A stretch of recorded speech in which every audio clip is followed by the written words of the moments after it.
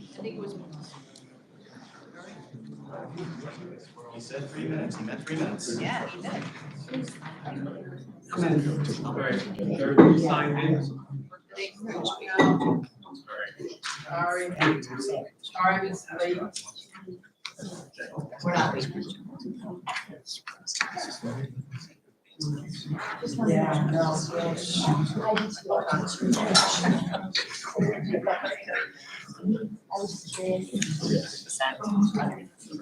Good. Sorry, I just don't remember.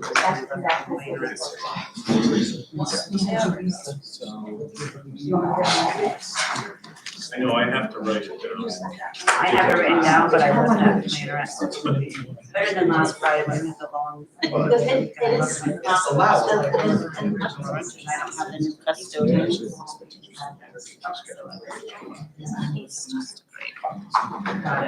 It's not gonna happen in most places until you start getting. There are things that are coming out all the time. That'll take care of it. Signed in, Chris? I'm all set, yes. Yes.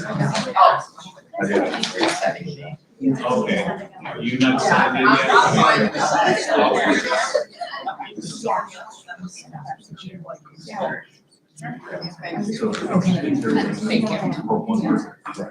Okay. It is September 10th, 2024, 5:35 p.m. Call the meeting of the Board of Education to order. Carlene, do you want to lead us in the pledge?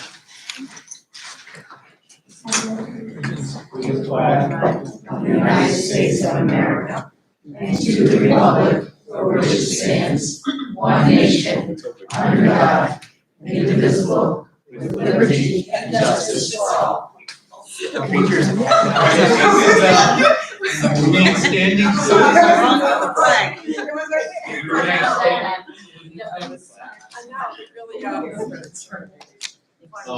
6 days ago, on Wednesday morning, September 4th, there was a shooting at Appalachian High School in Winder, Georgia, of the Barrow County School District, located 50 miles northeast of downtown Atlanta. 2 students and 2 teachers lost their lives, and 9 others were injured. Due to the swift actions of police and staff, the 14-year-old perpetrator was quickly subdued and surrendered. Our children should find security and safety in home and at school, and not live under a constant dark cloud.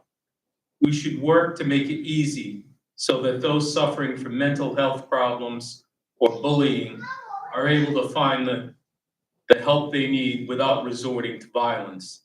This crisis needs to end. I'd like us to bow our heads for a moment of silence to remember the victims and to pray for the quick recovery of the injured.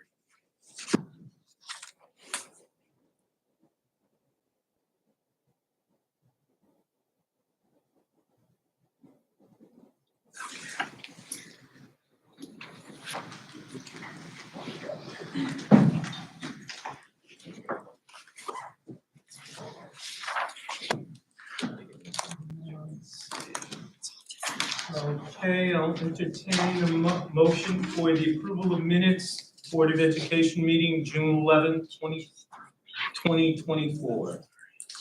Kevin Saitani, I'll motion to approve the minutes from June 11th, 2024.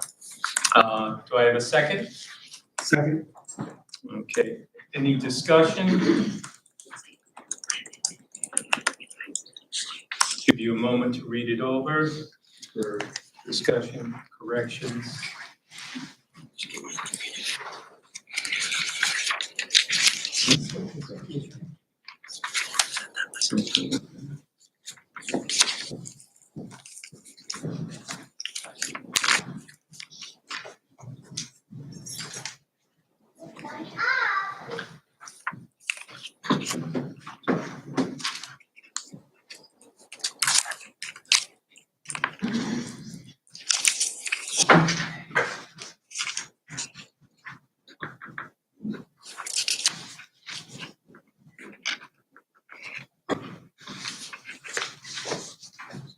Okay, we'll do the roll, hearing no corrections. Let's see.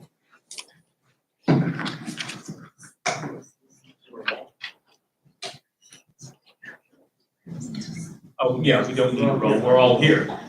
Okay, all in favor? Aye. Any opposed? Okay, it is approved. Next item, approval of the minutes, Special Board of Education meeting, August 15, 2024. Do I have a motion to approve, please? Do I have a second? I second that. Okay. Give you a moment to look it over.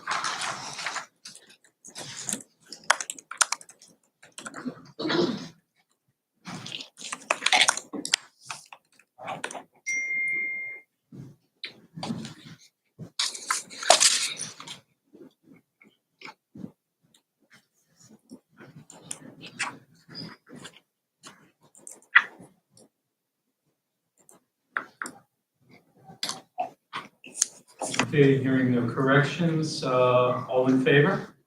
Aye. Any opposed? Motion passed. Oh, I abstained. Oh, I'm not okay, present, so I you was- weren't present, all right, very good. Next item, do you want to introduce? Sure, Susan? yes. Okay. Thank you, Mark. Before we introduce the Teacher of the Year to give a presentation, I just want to, I don't think Brandon's here, but I just want to make sure. So our Rookie of the Year for Norwich Public Schools from Upper School is Brandon Cook, so I'd just like to acknowledge him. I don't think he could make it. And then also our Paraeducator of the Year is Amber Scholes, who's with Huntington and is now with our new Rose City School. And with that, we'll invite up Julie Tamboro as our Teacher of the Year.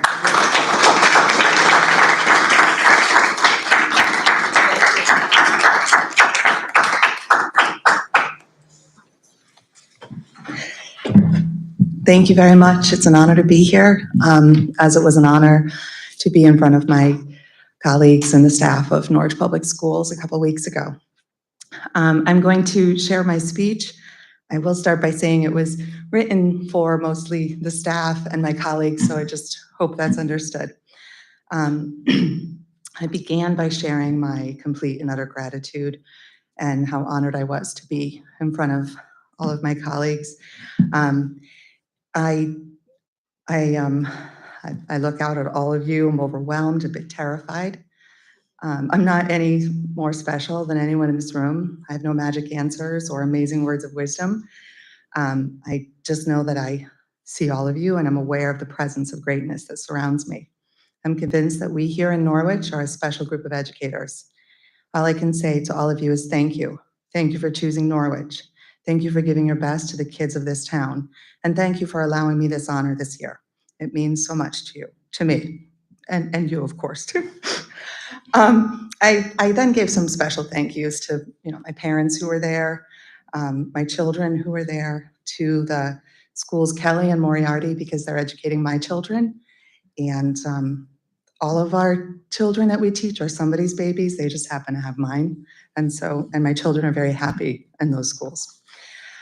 I thanked my teachers' global family and expressed how proud I am to work with them. I've been in that building for basically 25 years now. I started as an intern there, and I've been there forever, so it feels like a home. And I also gave a special thank you to Susan and Jamie for stepping up when we needed them, and expressed how we all probably breathed a collective sigh of relief when we saw that you were willing to take this on for us and our students. So thank you to both Susan and Jamie. Okay, so I do have a few things to say. I really hoped everyone had a restful, rejuvenating summer vacation. It was rather short. Back in June, when I was made aware of the honor, I was overwhelmed with love and support. I did, however, notice something interesting.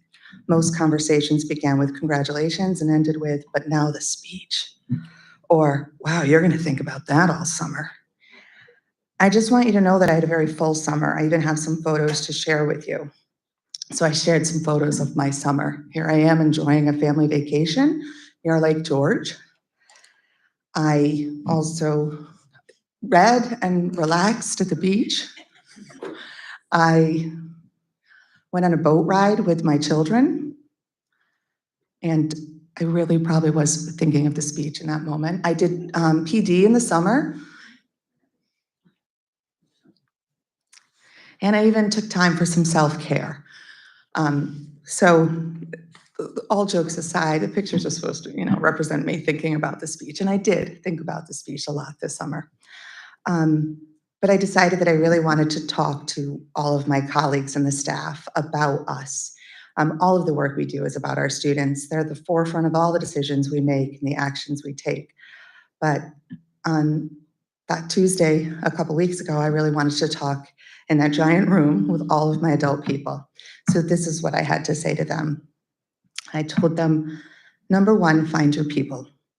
Teacher besties, squads, your staff relations, whatever you want to call it. That is what I want to encourage you to build and foster this year. Believe me, again, we all know our job is about our students. We know we must build relationships there with them and amongst them. But I want to encourage you to also really value the relationships you have with your colleagues. These people, for me, are the ones who keep me going. I'm not going to lie, I love being a classroom teacher. I don't want to do anything else. I don't want to be a coach or admin or a dean or any other role. I love all of the people that choose those paths. But for me, my greatest joy is being in my classroom with my students. Second to that, and really only slightly below that, is the camaraderie I feel with my team at school. We are in this together. We laugh together, support each other, have hilarious group chats going year round. We share meals. Most of the time I have to order the meals. But my team are my friends and even like family. Your relationship with the people you spend so many hours of your day with can really be what pulls you through tough moments, tough classes, and tough years. Create strong relationships. I wish that for everyone in this room. I hope administrators work to build that in their buildings. It makes a huge difference in our well-being, and ultimately that makes us better teachers for our students. My second point is grace. What we do is challenging work. So I offer you grace this year. Let's give it to our students, our colleagues, our admin, and mostly ourselves. I don't know many other professions where people go home at night and perseverate on their words, their choices, their plan for tomorrow, how they can change up the seating charts. Sometimes I crave a job where you show up, do the job, go home. This job is not that.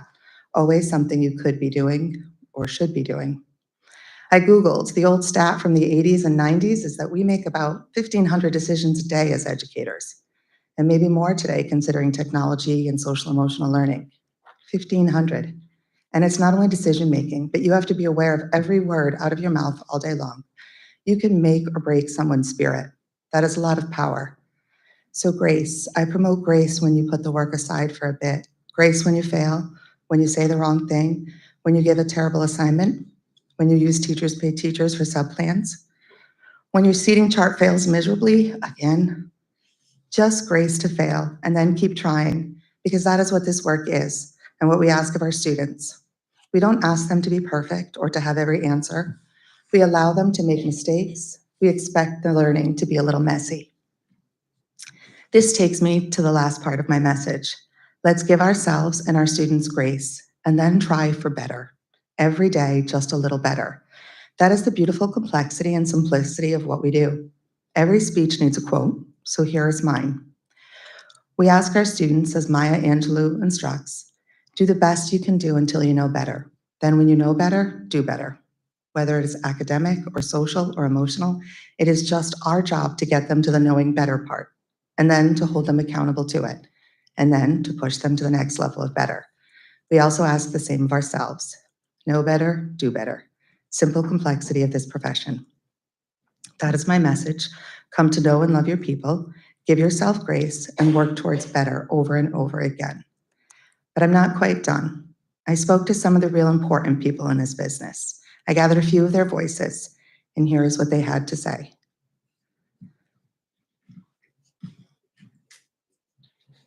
Feel like not worried, but like scared because of the amount of learning time. We haven't learned times in second grade, so I feel like I'm gonna get confused around third grade. Going back to school, I'm kind of nervous because I'm going to a new school, but also I'm kind of excited because I got new school supplies. And also I just love stationery teaching. Me too. I'm not really excited to go back to school because I would like to stay home, but I'm excited to go see my friends. I feel good about going back to school because I know some of my friends are going to the school I'm going to. And I'm excited to learn new things. How I'm feeling about going back to school is I'm happy but a little bit scared, but I know I'll get through it. I'm happy. I feel good about going back to school. Cause I like to see my friends and I like to see my teachers. So I'm excited about going back to school. I get to see my friends, get to meet my new teachers, and just get the overall fun.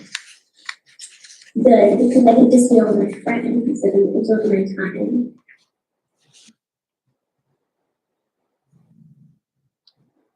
The best part of school for me is our extra activities or like our UAs. Because it's just like you get a new one every quarter, and so it's not the same class every day. And they just bring a lot of fun this school year.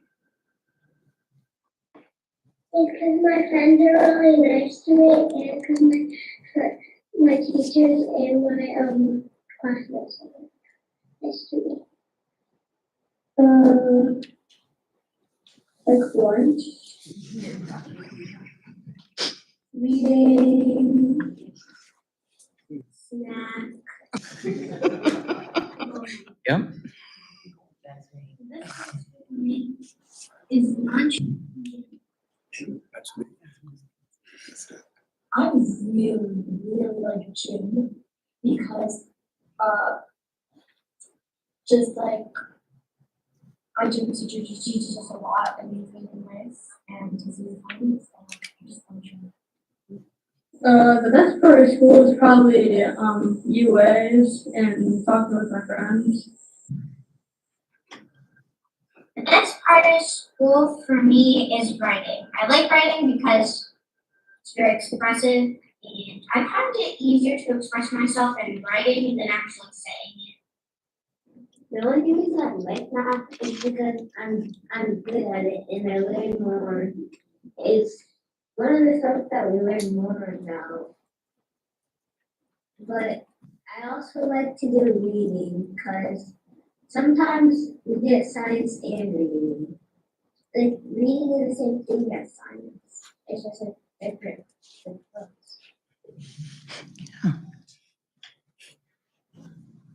The best part of school. I get food in the mirror in my locker.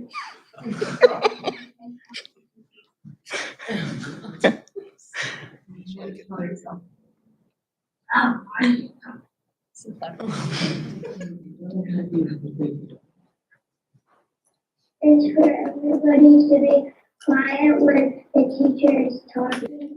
Yes. When Mhm. the teachers say you need to be quiet for 1 second, you need to be quiet for 1 second. So what I need for this next year of school, I had a teacher last year. He was my science teacher, and I think that his teaching style is just the way I need to be taught, which is like harsher, we don't like, and basically like he sticks to like, he's loud, make sure everyone's paying attention, doesn't use like computers as much. And overall, it's a fun teacher. He can be fun but harsh at the same time. And I think that's kind of what I need as a teacher. First, I need good food because that's really important to me. I can keep it pumped up for like research something. And they also need kindness from the teachers and whoever just are adults. Even my friends at my school, adults and friends, just any other fellow people in the school. Being able to like focus, having quieter rooms, people to talk to sometimes. Some teachers, some of my friends. Help me learn writing help. Mostly on like a lot of stuff, like new stuff that we're learning about.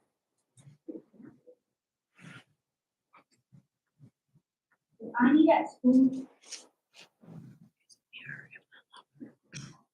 People who help me in this school are the school nurse because I get her a lot of clumsy. And the math teacher. I am not good at math. And also the guidance counselor because guidance is sometimes needed. But all on top of that, usually it's just good friends. People who help at my school are deans, counselors, and teachers. The people that help me at school is my teachers and my friend and the principal and the nurse. My 5th grade teacher, my health teacher basically, she helps me a lot, like with emotions and stuff, and taught me things. Like the teachers, principal, the nurse. Some of the helpers are Miss Lucy, which is a counselor. I don't know how to pronounce it. But she usually helps with our breakfast and stuff.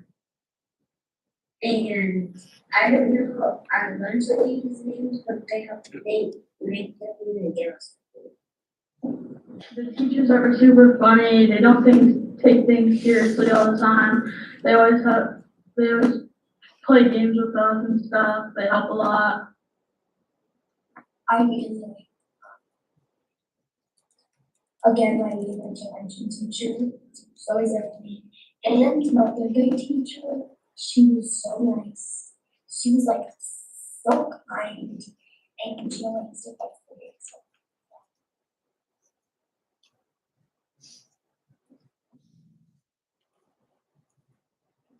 The message from me, from my old teachers, from my old school, is just keep on doing what they're doing because it really helps you. So, yeah. You have to be here, the dead, say thank you for helping me. Everything. Going into middle school, I thought it was gonna be like bad. There was gonna be mean teachers, but all the teachers ended up being super nice. They help a lot. They're super fun. Try and be nicer to students this year. So I just want to say thank you for every teacher out there that is listening to this. Just like thank you for all that you guys do. Like I really like, even if we're paid, you always are just like not scared to like just like deal with it. And especially my mom's custodian, Mr. Jeweler, he's been through a lot of tough things. Like my mom. Thanks for teaching us. Have fun here and just watch out for your students. Thank you for helping me and keep on doing it. Okay, so their message was simple. They want fun, they need kindness, math help, and good lunch. And so I wished all of my colleagues the same. Have a fun year with your kids and each other. Give and receive so much kindness. Don't forget to pack a good lunch. And as I'm an ELA teacher, more power to the math teachers. They've got this year. So thank you and all the best.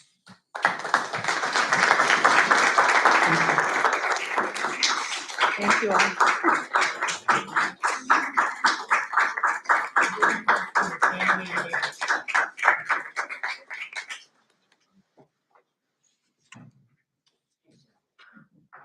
Amber, do we have anyone who signed up for public comment? I don't have anyone. Anyone sent anything in by email? No, okay. Is there anyone who'd like to participate in public comment? Okay. I just have a short statement to start. Norwich Board of Education values the public comment period as it represents an opportunity for members of the public to express their views to the board on matters within the board's authority. Procedurally, public comments will be limited to 3 minutes per person and up to 30 minutes per topic. All comments must be directed to the board and not to any individual board member or individual member of the administration. The board and the administration will not respond to questions or engage in dialogue during the public comment period. The board and the administration will determine when and how to address questions that arise during the public comment period. Comments may be submitted via email at any time. Profanity, raised voices, and personal animosity will not be tolerated. The chair reserves the right to limit public comment at any time so that the board's business may be conducted in a timely manner. Each speaker is asked to give their name and address for the record before starting their remarks. If you could, please. My name is Zubaida Zakaria, and I live in 122 Golden Street, Norwich, Connecticut. Okay, thank you. Okay. Ladies and gentlemen, today I must address a pressing issue that is deeply affecting families and students across Norwich, including my own. The recent reduction in the bus service, this is not merely an inconvenience, it has profound and far-reaching consequences. Firstly, these cutbacks have unfairly burdened families. Parents who once relied on school buses are now forced to adjust their schedules and drive their children themselves. This added strain disturbs work routines and depletes family resources. For students, the impact is even more severe with fewer bus services available. Children face longer and often unsafe journeys to school. Walks that take 30 to 40 minutes are extended during severe weather conditions, such as snow or rain. Imagine young students navigating through snow or ice or incomplete sidewalks. This is not just inconvenient, but dangerous. Such challenges are likely to increase absenteeism. Attendance is crucial for student achievement. With reduced bus services, students face more absences, disturbing their learning and creating educational gaps. If children cannot reach school due to weather or lack of transportation, their education will suffer. Immediate action is necessary. We must advocate for a restatement of school bus services within the Greenville areas like Prospect Street, Convent Street, and Golden Street to ensure every student has a safe and reliable route to school. This issue transcends convenience. It is about protecting students' education, health, and future. We urge the Norwich School Board of Education and administrators to urgently reconsider the impact of these reductions and to prioritize solutions that meet the needs of our students and families. Investing in dependable school transportation is investing in the future of our community. Thank you. Is there anyone else who would like to speak?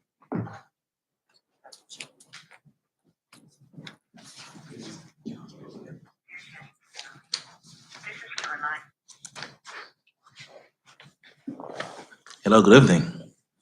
My name is Enoch Petit Home, 128 Oak Ridge Street. Well, I'm here to speak about the same issue. It's great to see so many familiar faces, right? I'm here to speak about the bus issue.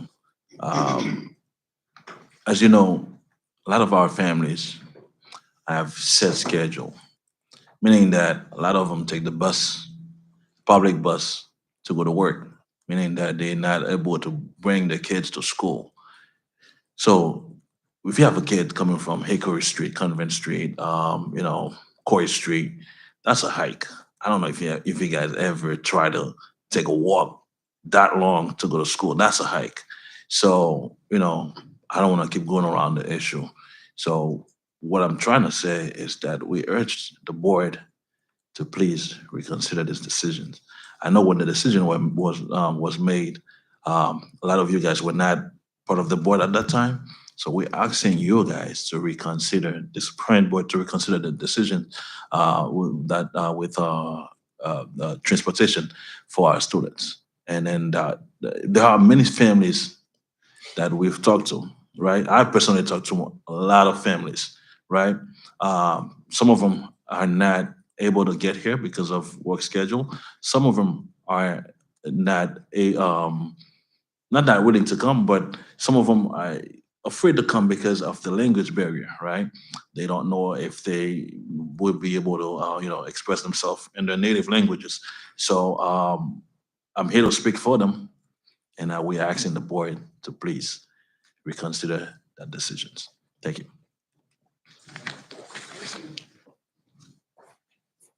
Is there anyone else who would like to speak?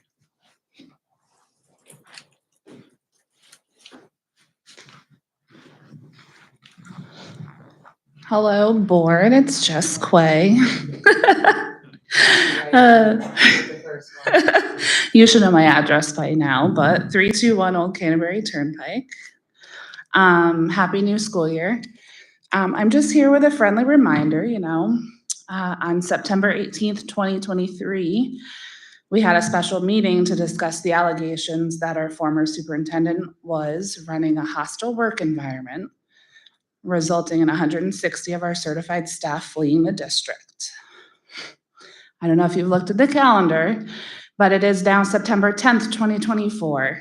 And I'm curious to see if you guys realize, in fact, how much time has passed, and yet there's still no decision or resolution. To quote a former board member from last year, he said the following: "By putting the superintendent on administrative leave, the board has not reached any conclusion whether she engaged in improper conduct." Well, here we are 357 days later, and I'm wondering if you guys have given the teachers a survey this year or from the past year to see how things have changed since our wonderful interim superintendent has joined us. From a parent standpoint, I haven't heard much complaining besides the bus issue, which seems to me that a key component has been resolved.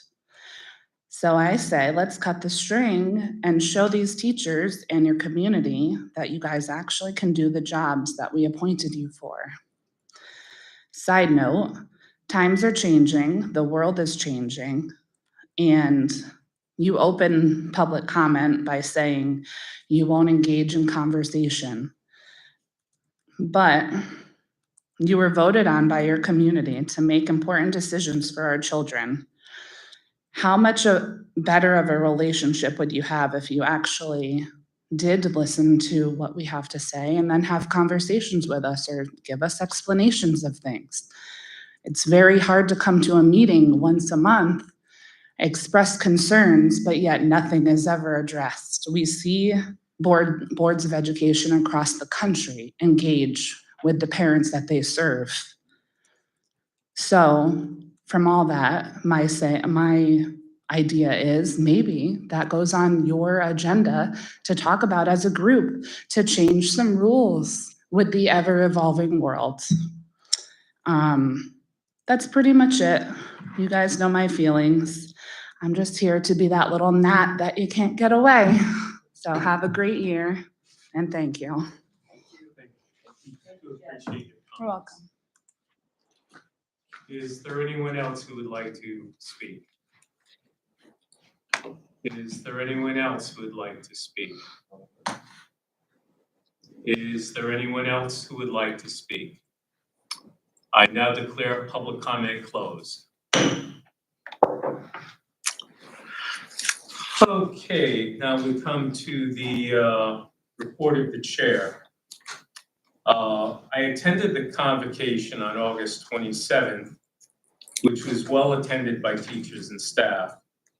The sports theme day was embraced by all. It was a very festive opening to the school year. Welcome back to all our teachers and learners. May we all have a successful year. Couple of, as you know, I always like to say what today's national days are. Today it's National Line Dancing Day. I won't comment beyond that. It's also National TV Dinner Day. So in 1953, CAA Swanson and Sons introduced a frozen prepackaged meal consisting of turkey, cornbread stuffing, peas, and sweet potatoes in an aluminum tray that took 25 minutes to heat in the oven. They called it the TV dinner. Priced at 98 cents, they expected sales of about 5,000 dinners. They sold more than 10 million in the first year. And don't get excited about the 98 cents because that's the equivalent of about $11.25 today. So the price of TV dinners has actually come down.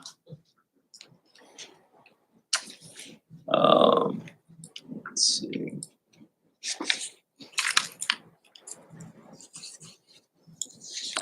It's also National Swap Ideas Day. So innovation comes from sharing and collaboration. So swap your ideas with others, and that's a real keystone of education. We'd like to acknowledge also that the actor James Earl Jones has passed away at age 93. He's remembered for his voice acting roles as Darth Vader in Star Wars and Mustafa in The Lion King. I loved him in my favorite movie, Field of Dreams, where he disappears into a cornfield in Iowa on his way to the other side. I hope he is safely there now. Tomorrow, September 11th, is the 23rd anniversary of the World Trade Center tragedy, where commercial airlines were used as weapons. I hope you get a chance to visit the memorials in New York City, at the Pentagon, or in Shanksville, Pennsylvania. A good way to remember is to do an act of service on this day, now known as Patriot Day. As we mark another anniversary, I'm reminded that fully 1/3 of Americans are too young to have a direct memory of that day. So talk to your elders. They're the repository of history and memory. Also, I hope that our schools will make preparations for March and November of 2025. That's when the rings of Saturn will disappear from view for a short while. This celestial event happens every 29.5 years, when during the orbit of Saturn, it's positioned straight onto the Earth so that the planet tilts so that the rings are straight on to our viewpoint and they essentially disappear. I hope we use our planetarium to educate our children about this probably once in a lifetime opportunity for many people. Also, tomorrow's happy birthday to Harry Connick Jr., September 11th.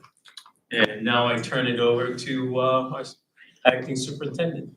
All right, so first on the agenda, I'd like to introduce our new principal at Teachers Memorial Global Studies back at middle school, Mr. Ed Lavoie. You know you're here, your family's here. Mr. Lavoie is a graduate of the University of Connecticut, being in education for 23 years. Mr. Lavoie brings a wealth of knowledge to Teachers Memorial Global Studies. Previous to Norwich, Mr. Lavoie was an assistant principal at East Hartford High School, where he coached high school boys basketball for 9 years. He is nominated for a CAS for the Assistant Principal of the Year for 22-23. His favorite sport is college basketball. Go Huskies. He loves to cook and spend time with family and friends, and his wife, Jen, who is a teacher at NFA, is here, along with his sons, who also go to NFA, Eddie and Josh. So welcome, everybody, Mr. LeBoy.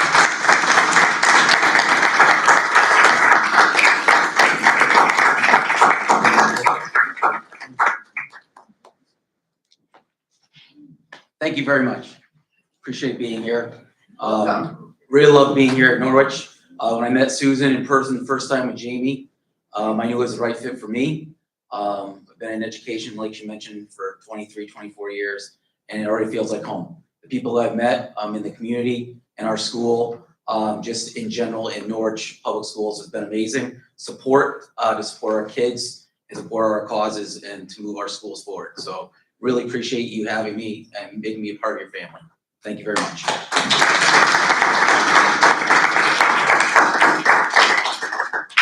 Thank you. Okay, little information about transportation, make a brief statement about it. So with a tough budget season, we've been looking to save money in areas, I think everybody knows that do not affect teaching and learning. Since March of last year, we have been working with First Student to find ways to cut transportation costs. Jamie, myself, and Maria Perlo have been working on this for a long time. For the 24-25 school year, Norwich Free Academy students within 1.5 miles of school must walk instead of using district-provided transportation. The board policy is 2 miles. We are sticking with 1.5 miles or less. This change aims to reduce environmental impact and save budget resources. So students within 1.5 miles will walk. Safety assessments are conducted by transportation, and if a guardian raises safety concerns, they should go to Maria Perlo. She's fielded about 50 to 60 phone calls per the policy. She is writing everything down, and if we have to have a police officer or SRO go out and look at the safeties, they're doing that to check. Walking routes are evaluated then, and Norwich Police are going to patrol. I spoke with Chief Daly, and he's going to make sure that there's patrols as much as possible in the morning and in the afternoon when they're walking back. The exceptions are, of course, special education and physically disabled students that they're unaffected. We appreciate feedback and suggestions are welcome. Thank you for all that came out to speak about that. And the person, Director of Transportation is Maria Perlo, and her email address is nperlo@norwichpublicschools.org. Also, Norwich Tech students will be bused to Norwich Tech from NFA, and no changes for elementary or middle school walkers. Pre-K, I want to give Before you move forward, has that information been shared with parents? Yes, so on August 7th, Maria sent a email statement to Norwich Tech and to NFA to make them aware of the situation. So they were aware of the situation on August 7th. Yes, I think the question, let me just clarify, the parents, the fact that there's a procedural, if their child is having some concern with the transportation, has that been shared? Yes, because Maria's received about 50 to 60 phone calls. Okay. And how are you addressing some of the language barriers, parents who may have language barriers? Is she working with someone on staff who speaks? She has used language line in cases that she needs language lines. Thank you. I have a question. It was just for the NFA students? It's just 9 through 12. Okay. It's state I guidance. received a bunch of calls saying it was elementary kids and I was about to go postal. But we do have to consider that, like, I know my son, we live in Cliff Street and he's technically a walker and I will not allow him to walk.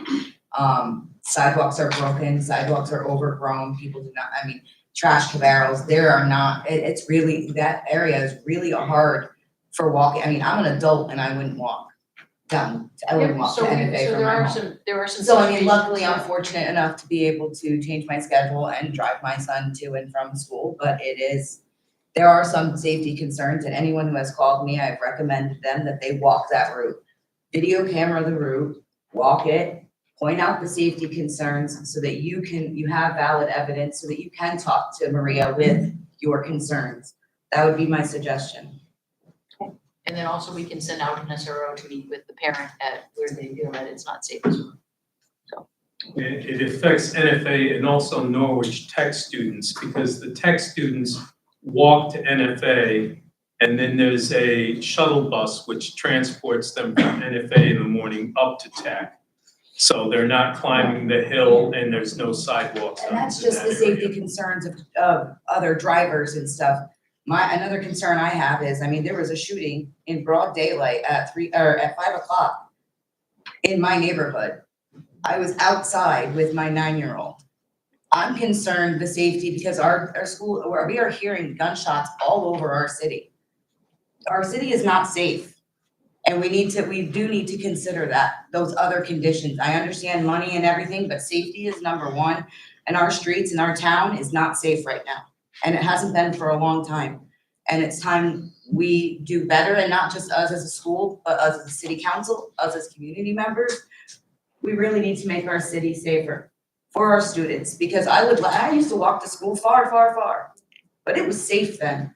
It is not 1998. It's 2024, and you see what's happening in schools, and you want them to walk down, we've got shootings all the time, in broad daylight. It is a scary world we're living in, and we do need to put those factors into consideration. If I may add what Heather said, so anyone who has any concerns should be talking with Maria, and it will be investigated. And if we have to make changes, we will. Like Heather said, the safety is the most important thing. Without question it is, and as we look at other cities and their policy on walking, they work with the police department, as we've been doing, but they also look at unsafe areas that kids should not be walking through because of whatever the activity is. So that's something that we can work with our police department on. I mean, for me, Absolutely. it happened to my family on my street. Yeah. There's been no There arrest, are there's been no, Right. so to me, this person could still be running around to decide to shoot up again. And that's a concern for all of us. Of course, of course. It's But just if At it's a least certain- know where it's concentrated. That's exactly. Exactly. Like you Right, said, but unsafe yeah, my area. son's a walker. Well, So I mean, like, there's just, I'm fortunate enough to not have to go, I can just change my schedule, but there are plenty of parents who cannot. And I recommend that if anyone lives over by Cliff Street, your son needs a ride or daughter needs a ride to NFA, I do it every morning and I'll pick them up every day. $5 a ride. No. Was it $2? They gotta listen to 90s music, sorry. No, but that's all taken, you're absolutely correct. And those are areas that we work with the police department to look at. And if it's an unsafe block, well, we'll make adjustments and work with first student. Yeah. Absolutely. I mean, that's just The safety is the most safety, of important course thing. it is. We all know that. We all know that. And also our attendance, if children are having difficulty Yeah. getting to school. I I've been mean, in high school a long time. There's a lot of reasons why I don't go. yeah. Some Well, no, I know, but of them it's because they not- gotta walk, I'm just saying. Right, no, but I know for my son, if I send my 16-year-old son out to walk to school, chances are he's not making it. Yeah, well. He's gonna be in Mohegan Park chasing butterflies or doing something, and he's gonna be like, I don't know where the day went. I thought I was here for 10 minutes. There's a lot of kids who have that, who get easily distracted on ways to school, We know that. and There's the a lot of I mean, I see it being another thing going against attendance if parents are having a hard time providing transportation and fear that their children are not safe. Yeah. I would hate to see the attendance get any worse than it already is, because it's already a huge factor in this district. Another thing I want to add, the late bus that takes kids back home after, when they have after-school activities, that's not been affected, so they sign up for that. Yeah. And that'll be, comes more important, when the time change happens, and we don't want kids on the street after dark. So that's not effective. Just to continue for that, by enforcing this policy, not the whole policy of 2 miles, but 1.5, we've successfully eliminated 4 buses from the NFA routes. 2 of these buses were permanently removed, saving the district $164,595.60. The other 2 buses were reassigned to serve only elementary and middle school routes, and that saved us an additional $21,745. So it's about 185,000 plus.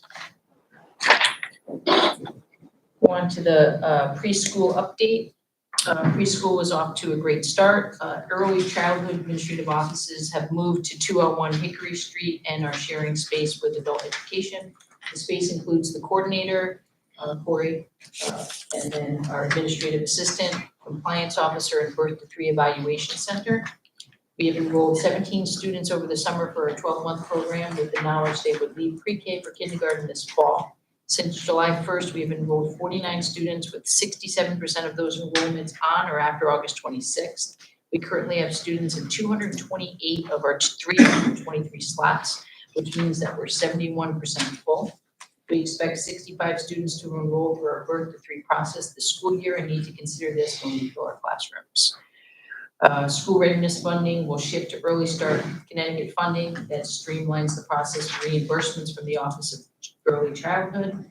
We have a desire to move our Family Resource Center from Mahan to Moriarty, in part to provide services to our 12-month program, which is at Moriarty, which serves students from across the district.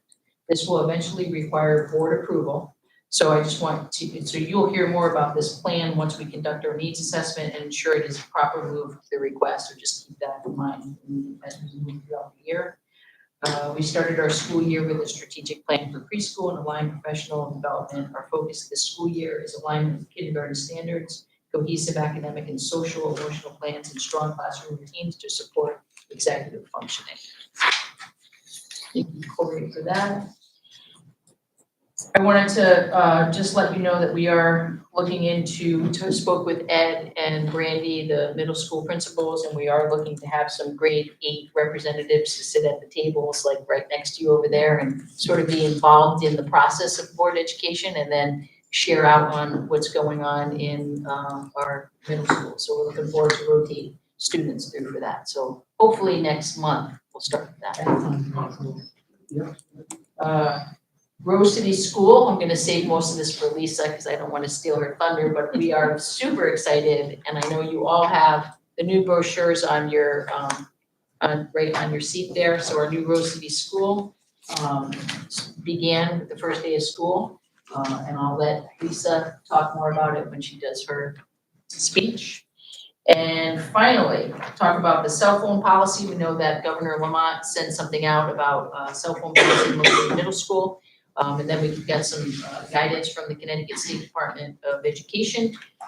We've had a policy, but the 2 middle schools, Brandy and Ed, and their team have gotten together, and you all have a copy of the middle school policy.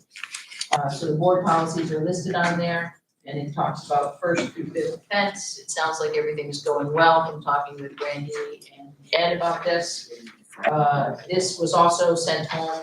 The students went over it on the first day of school, and it was sent home to parents, so everybody's aware of what will happen with 1st offense through 5th offense. So you all. On the policy, I haven't asked that before.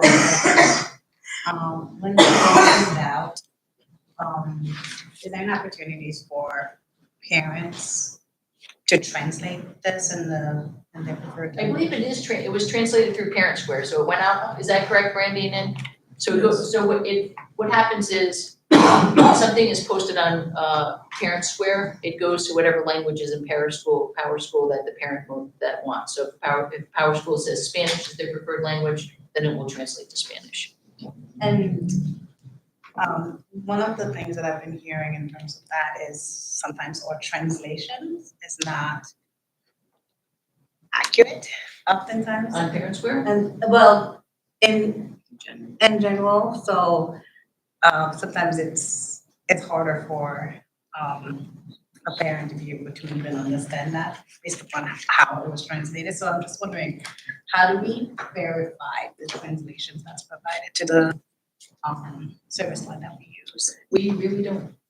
Okay. It's hard for us if it's not our native language too. I can talk with Luz Rivera, who is our MLL coordinator, and maybe we can come up with a plan to see if we can fix that.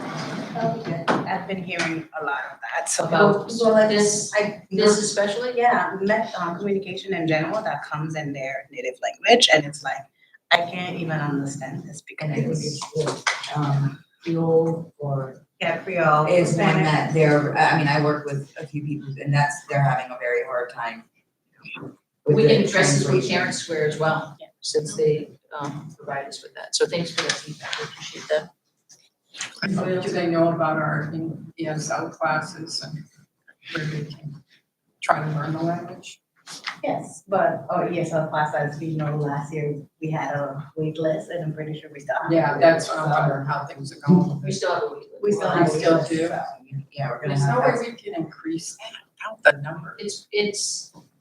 We can, it's hard to find teachers that have that certification. So that's one of our roadblocks that we're working on the State Department of Education with. Maybe an opportunity for community volunteerism within local public schools and create a group with folks that might be willing to read documents and make sure they're translated the right way. And can speak the native language. Free of cost, of course. I'm just saying, yeah. I think we do have some of the staff on. Yeah, we do, but a volunteer, I mean, it's a good way to open up the community. I think we should address Parent Square first, since they're the ones who sold this as, this is a great opportunity to translate into whatever message you're sending out there. So I think we start with that. Yeah, that's a problem with all electronic translation. I mean, Google Translate, whatever, they're all a little. They can be. A little twitchy. Just wanted to ask. Yep. And that, Excuse me, can you speak up when you're talking? I know you're talking to each other, but it's hard to hear you. it should, Oh, it's not going back to there, Matt? It's hard to hear when you lower your voices or you speak Just about all the way up. to each other. I Okay, can turn it all the way up. Thank you. thanks Sheila, you will. Okay, and that concludes my report. And do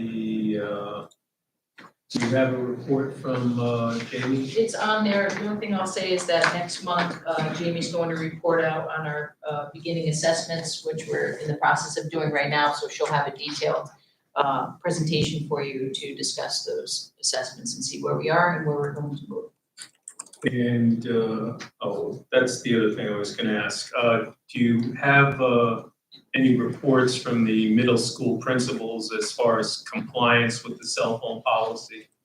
That says, have they seen any pushback against that, or the kids? He says it's been going pretty smoothly. I was talking with them today, so everything seems to be going well, unless Ed or Brady, thumbs up? Thumbs up. Thumbs up. Okay. Good. So So, they know the rules and they're complying. Right. Great. so they really are complying. You're not having a lot, so we're not having anybody on their offense already, because it just doesn't seem very strict when it gets to that point, really. Wow, I'm surprised, I really am surprised. Very good, thank you. And in report from Director of Special Student Services.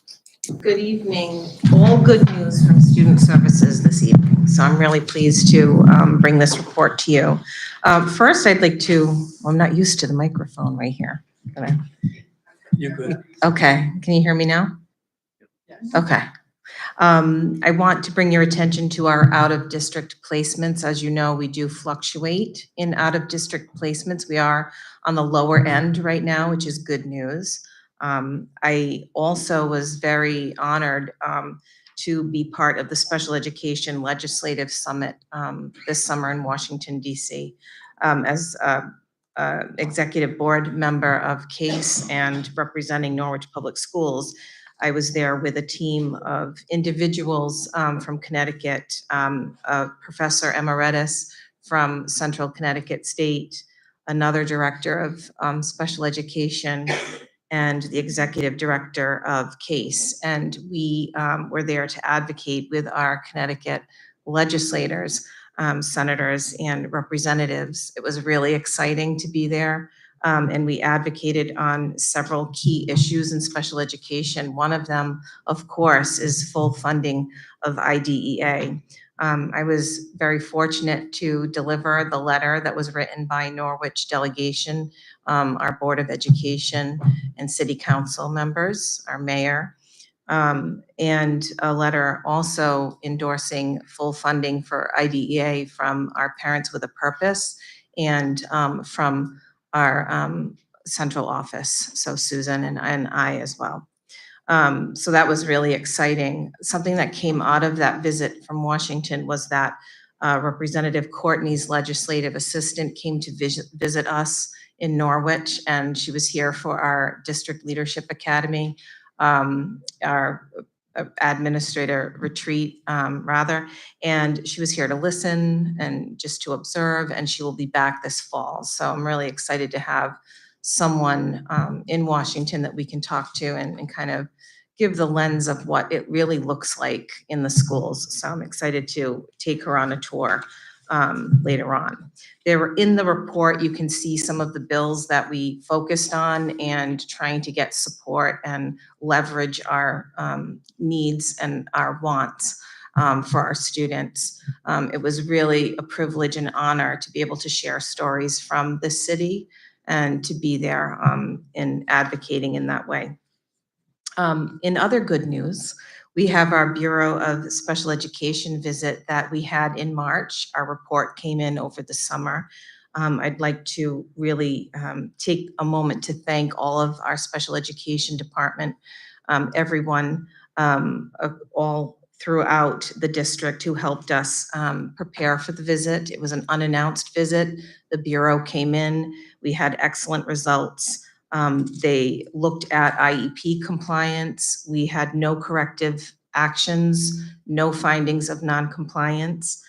There were really wonderful commendations about students observed working independently, a high level of student engagement with our students with disabilities, engaging in grade level appropriate work across the district, strong behavior management, excellent rapport, and this was seen over and over again between our special educators, all educators, and our students. That's a huge strength, and it was really wonderful to read the summary report. So I really would like to thank our entire special education faculty and staff, our entire school community for such a wonderful result on that report and in that visit. In addition, we have put together a special education leadership committee, and we did a kickoff visit or meeting at Waterford Country School. We do have a contract with them to have our special programs, Rose City being one of them, going and doing some of their physical education there and visiting the farm. It's really a wonderful opportunity for our students. And so we took our leadership team.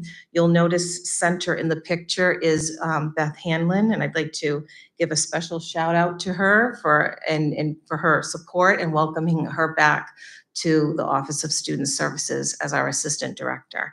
It's been great to have her back as my partner. And you can see the list of individuals across the district who have volunteered their time to be part of this committee, helping to lead special education in the district. A note on special programs. So as Susan alluded, here's our shiny new pamphlet and a brochure that's gone out to our NFA partner school districts. So any school district that's already engaged at NFA, we started there sending out this information that we're a new program, we're currently enrolling, taking referrals, and we've started that process of advertising. In addition to that, we've been looking at students who have been or may be ready to return back to district. And so those, there's a group already identified, and we're working with a lot of intention and really focusing on what students need, when they might be ready to return, and planning a very strategic transition back if that is in the plans for them. So very specific. In addition to that, looking at other students who may need that level of support. As you know, we opened a program at VETS. That program, we do have a little bit of wiggle room in, and we're looking at that as well. But it's a very exciting time right now because we do have some options, and they will be helping us fiscally. In addition to that, I couldn't resist to put in a couple of numbers. Just as an example, we did use some of these numbers already in budget planning. So I do give that caveat that this isn't exactly an exact science, but just to give you a sense of 7 students returning back, which we have done this already, back into our special programs, Rose City, and our programs at Kelly and at Vets, you can see the savings. So, you know, we're looking at a good number there. So if we continue in that way, bringing our out-of-district placements down, finding inventive ways and creative ways to service our students, we'll see the good work on the other end. And I did see on one of my visits to Rose City that they had a bulletin board. We're in our Rose City era, and I loved that. So I just loved seeing all of the work that they're doing. They have a Zen Den. They are working really well on coming together as a team. And so really shout out again to Beth Hanlon, who's helping lead that cause, and Josh Banoski and the whole team there. In addition, lastly, I would like to point out that we did run our Summer Reading Institute again. I'd like to thank Megan Wakely, one of our special ed supervisors, who did a wonderful job in leading this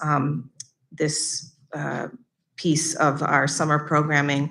And we had a waiting list of students who wanted to get into this one-on-one reading support. So we were able to pick off of the waiting list as we got going, but we had 12 slots. We're hoping to increase that.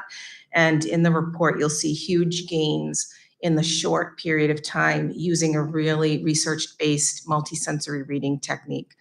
So I'm really very happy to report these results, but also to thank our special educators who made this possible, Darcy Strauss, Anna Hunt, and Morgan Anthony. They did really impressive work for our students, so thank you to all. And our extended school year went off without a hitch, and thank you to the academic department for partnering with us at Huntington. We were able to save some resources and work together, so thank you to all. And that is what I have for you this evening. Happy to answer any questions you may have.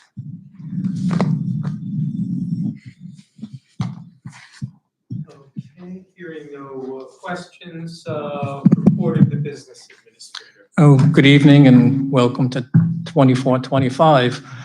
After listening to the wonderful presentation our Teacher of the Year gave and the report of Good News Lisa, I'm going to talk about financial results for 23-24, and I kind of feel like it's going to be the bad news Bob report. In any case, we just finished closing the fiscal year on August 30th. I had to submit the EFS report, which is the annual state report of our financial expenditures. In that report, we reported a year-end deficit of $5,024,423. On September 3rd, Susan Lassard and I went to the city council meeting to explain reasons behind the deficit and answer any questions. At that meeting, the city council voted to appropriate an additional $3,622,786 to go towards covering the budget. And last June, the Board of Education voted to use the remaining funds, the non-lapsing fund, to cover special education shortfalls. That amount was $1,401,637.23. So that non-lapsing fund now has a balance of zero. So we cannot rely on that to help out a deficit in future years until money gets put back in. There's a report in your board packet explaining the deficit, but basically in the short version, it was attributed to three areas: special education tuitions, special education contracted services, and student transportation. Collectively, those items were over $6.2 million in the hole. And if you do simple math, that's a lot larger than the year-end deficit. If you recall, the superintendent instituted a budget freeze in early December, and consequently, for a lot of reasons, we ended all other accounts being almost 1.6 million negative. So that helped to mitigate the circumstances. Other contributing factors to that deficit were the continued shortfall on state and federal governments to fund special education costs, the excess cost grant shortfall resulted in a $661,000 contributing factor to that deficit. If you recall, we had budgeted the amount of the reimbursement at 91%. It came in around 69%. That was simply because total statewide expenditures for special education far exceeded the amount of money that the state government had allocated. So what they do is those famous words, subject to the appropriation, they just ratchet back everybody's percent funding. So even though we were in the highest tier of funding at 91%, we didn't get that. Another major factor was educating students who turned 22 to the end of the school year instead of their 22nd birthday. So that added $450,000.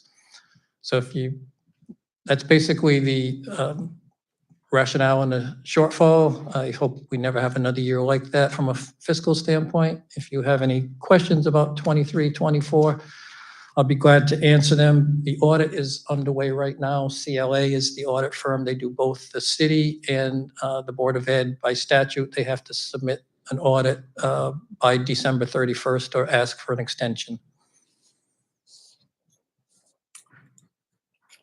So Bob, it was mainly special education costs were exceeded our budget by about 6.3 million. And all our other accounts, we actually had a surplus of about 1.5 million. Almost. That 6.2 million included transportation. The special ed tuitions were 2,382,000 over budget, and contracted services 1,456,000. So your forecasting in our savings was good as far as the rest of the budget went, and yeah, we it's just like couldn't meet our obligations. no. If I looked at all salary expenses, which includes certified staff, non-certified staff, overtime, all salaries, the district ended $414,000 under budget. So it wasn't a matter of the district went out and hired too many people or things like that. So staffing was not a contributing factor to that at all. And it's not that Norwich was an anomaly in the entire state. This was statewide.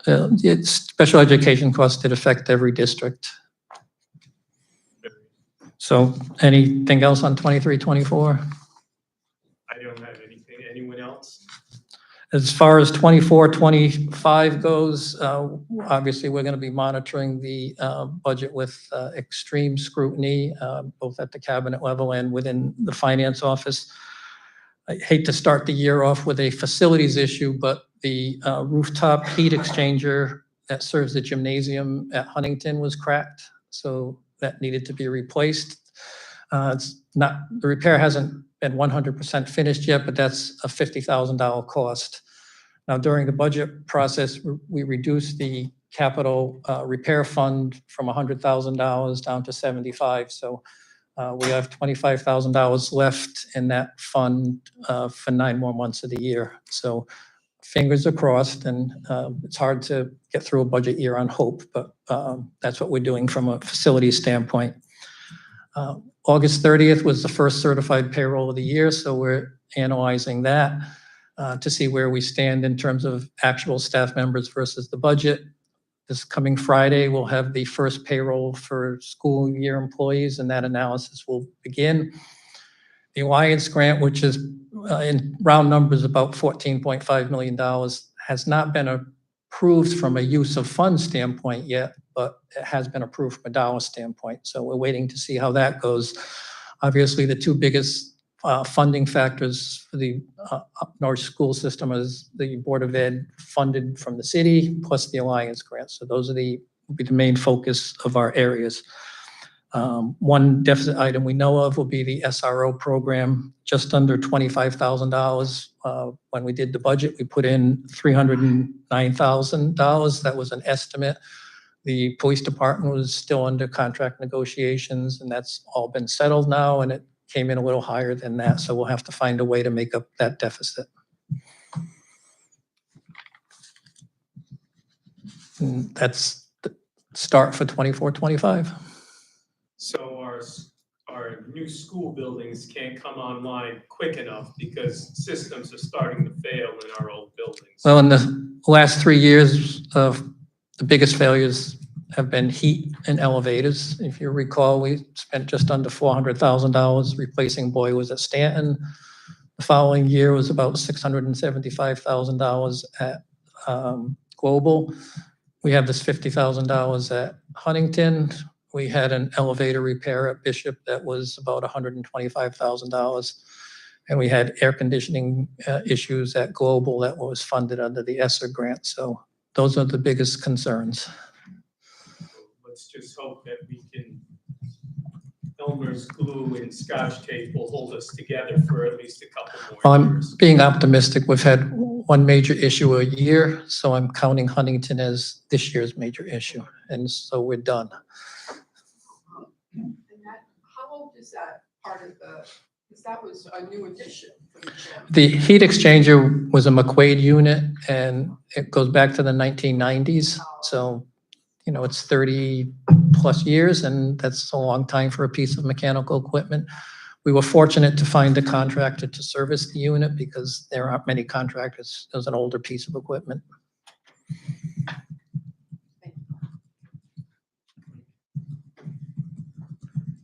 All right, committee reports.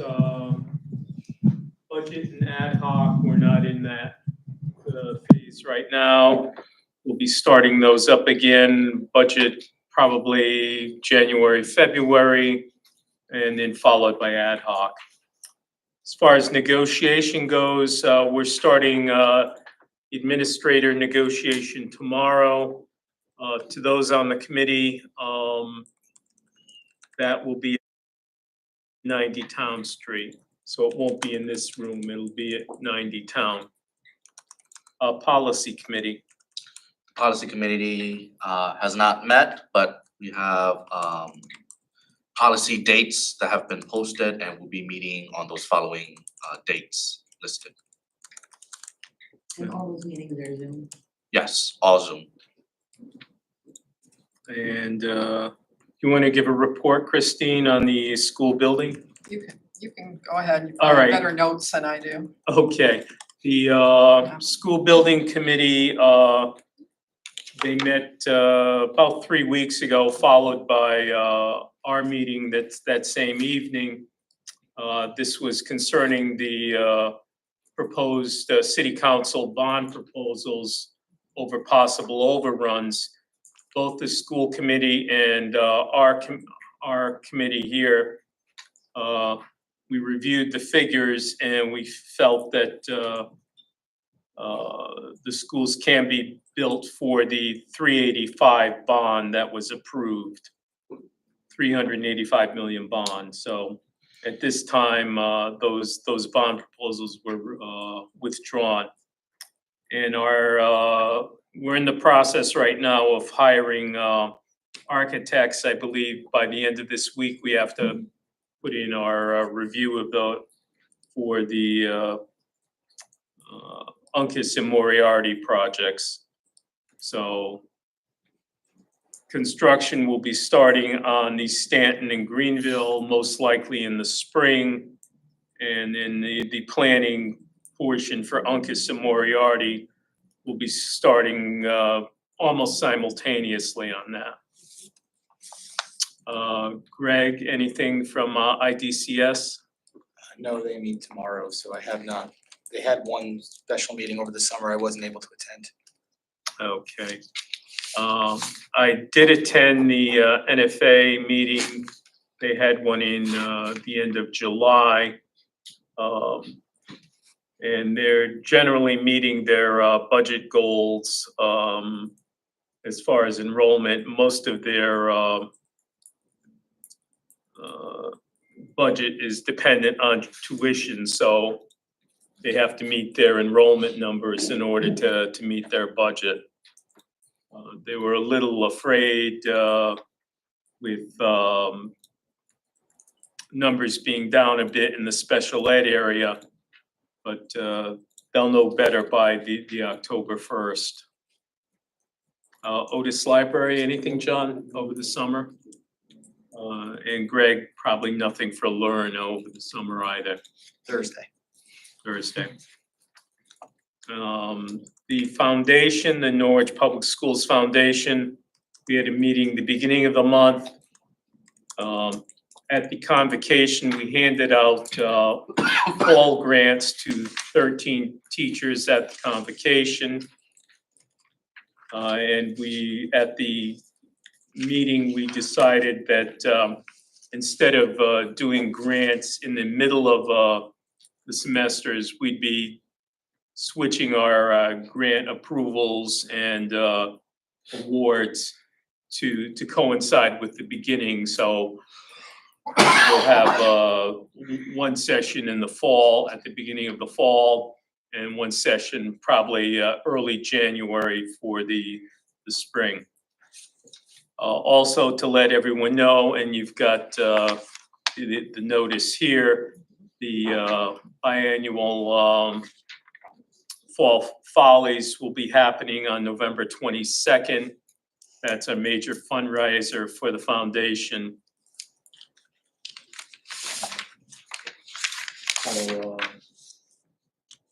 And I believe information has already gone out to try and get acts together for the show.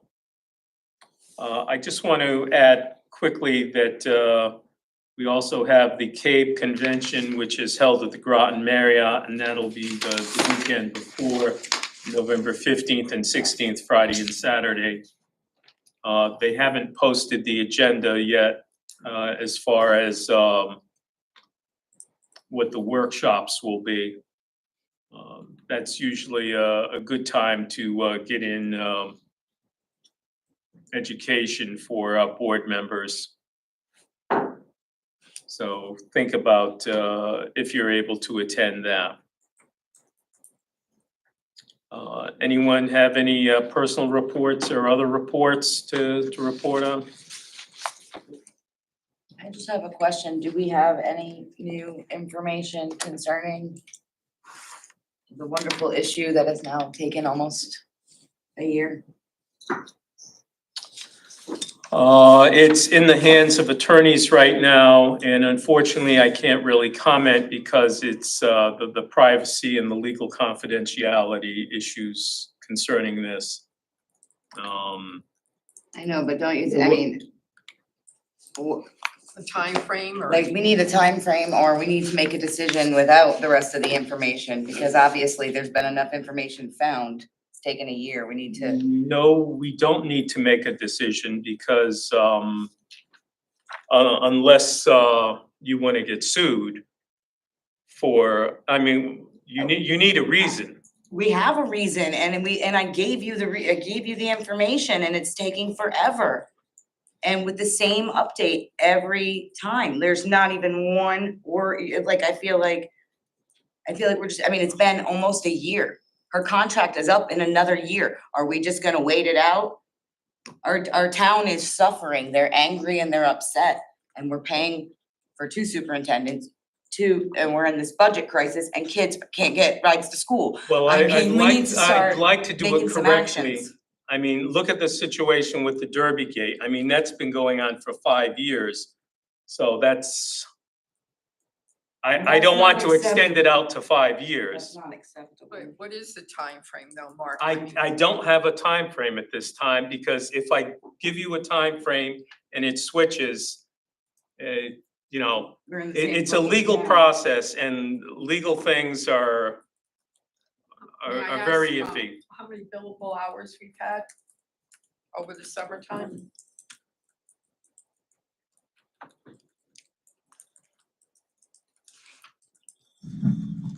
The last bill that we received was through the month of July, and services through July, and that was 6.1 hours.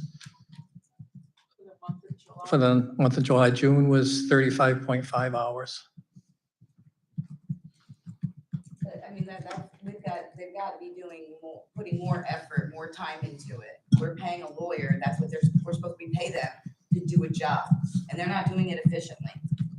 They're not. 6 hours in a month, I mean, we had other ones 2 hours. You cannot tell me that that these people are efficiently doing the job. The reason it's taking so long is because they're taking their sweet time. I mean, that's apparent. Isn't there? Well, if you want, we can schedule a special meeting to discuss, because I'm not going to discuss this. I would like to get a special meeting. So I we asked can for one of be those properly months ago, updated. and then it got pushed off and off and off. But also, we were supposed to have a representative speak with us in executive session from them, and we never did. And we haven't. All right. That never happened. We should at least know where we're at. There's gotta be some facets. sort of update. Without violating any integrity of the case, we should be able to know where they are at in the investigation. It's the least we should. I mean, yeah, we have to write. All right, I will check with them and see when we can schedule a meeting for executive session. Thank you. All right? Appreciate it. And anything else? Okay, let's go. I'll entertain a motion to adjourn. I'll make a motion to adjourn. Do I have a second? Estacio, second that. All in favor? Aye. Aye. And we are adjourned. Aye.